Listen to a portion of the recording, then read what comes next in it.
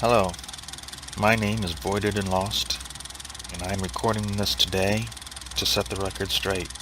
Some of you may have heard by now about an alternate dimension called the End. You may have heard that it is a cold and terrible place filled with dangerous monsters, the most dangerous of which being a poison-breathing dragon.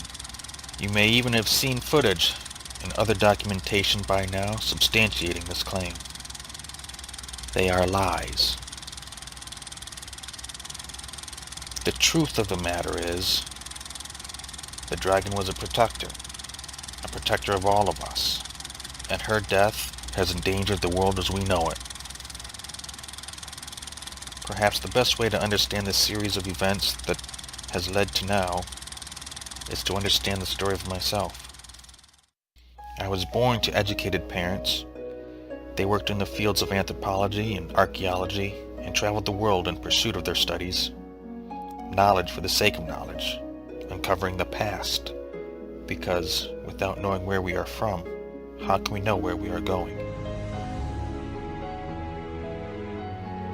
From an early age, they would take me on their journeys with them, and we would explore far exotic places.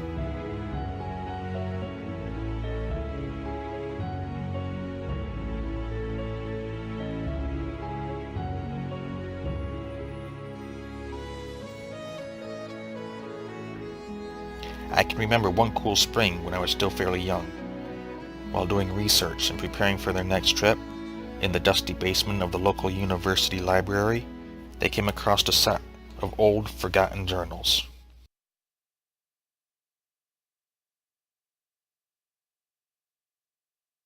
These journals documented the finding of a great, ancient stronghold buried underground. They talked about how the explorer faced many dangers, and how he mapped out the vast labyrinth. But then they shifted from calm, deliberate daily entries to broken and almost wild rantings of strange pools of light and black monsters that would just appear in the dark. My parents were fascinated by the stories of the underground stronghold, believing that perhaps there was more to explore and document with the structure. The trailing off ramblings in the last journal they believed to be from the explorer being exposed to trapped poisonous gases that he released breaching a tomb. Preparations were made to safeguard against such possibilities, and after months of planning, myself, my parents, and a small crew of people were off to find this great buried stronghold.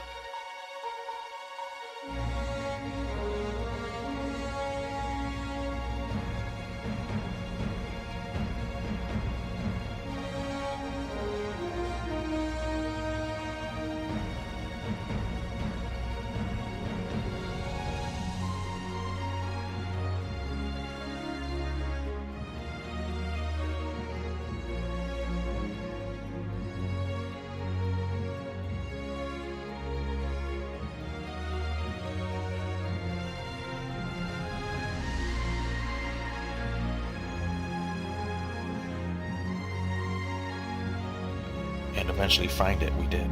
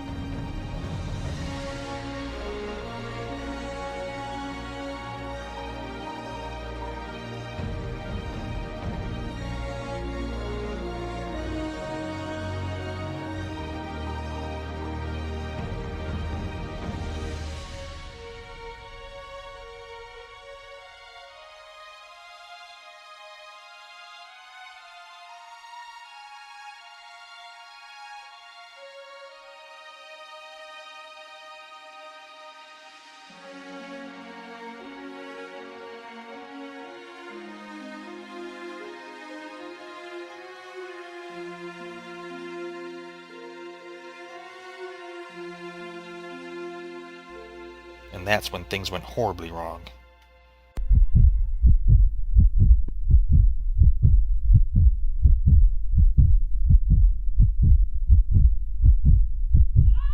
Whether wrought by magic, religion, or science, we found ourselves being squeezed through dimensions, and in the process we were separated. I found myself flung upon a coarse, barren ground surrounded by creatures born of nightmares. I suppose it was my crying that eventually attracted the dragon, but I do not know what it was that caused her to take pity on me, for pity was all it could have been. She drove off the creatures and took me back to her roost. There she provided food and shelter, and I learned to trust her.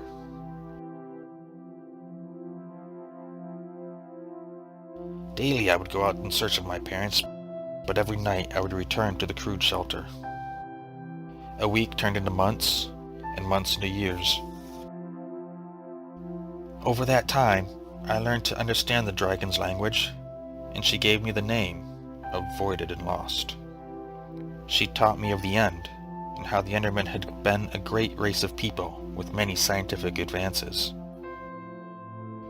She showed me their massive cities that seemed to float and defy gravity, and told me of their other inventions that allowed them to fly like the dragons themselves. But at one point their ambitions surpassed their abilities. An experiment dealing with a snail-like creature called a shulker backfired, and a disease was released into the population. It began to infect and twist the Endermen into the monsters they are today. One by one, the great Ender cities were wiped of their people and fell silent. The only things remaining being the shulkers themselves, left to spread like cockroaches. And that brings me to the dragon herself, the last bastion of defense against the disease. She made it her mission to seal off and guard the last portal out of the end, and killed any creature trying to get through, thus preventing the spread of the mutation to any other dimension. As time passed and she saw I was unaffected by the disease, she made one exception to that rule and let me through.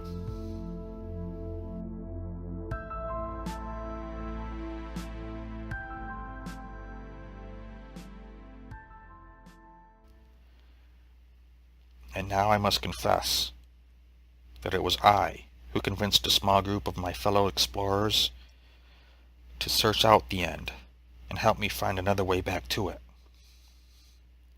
They were eager to explore the cities and the technologies in them. My own reasons for going back were much more personal. I strongly believed that, as I had survived, my parents were still alive in there as well. But I was naive and ignorant. It wasn't wholly my own immune system that had kept me safe all those years, but the power of the dragon, and her compassion for a fellow creature who was also alone in the world. For the safety of all, I will not say how we got there, but when we arrived in the end, a change came over my companions, and they began to be consumed by greed, paranoia, and aggression. Before I could stop them,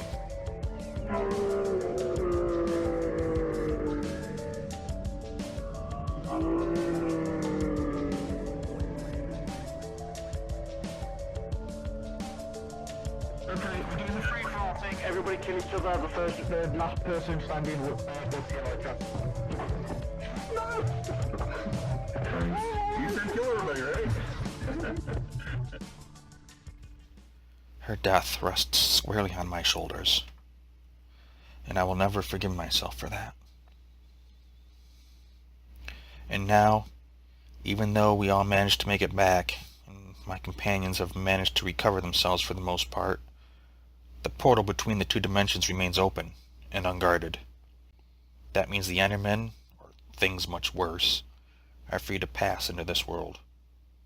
And for that, I am truly sorry. I had not intended for any of this to happen, and I don't know what can be done now. I keep trying to find answers in my memories and in the writings of these journals by the Mad Ender. I'm afraid, truly, there may be no answers.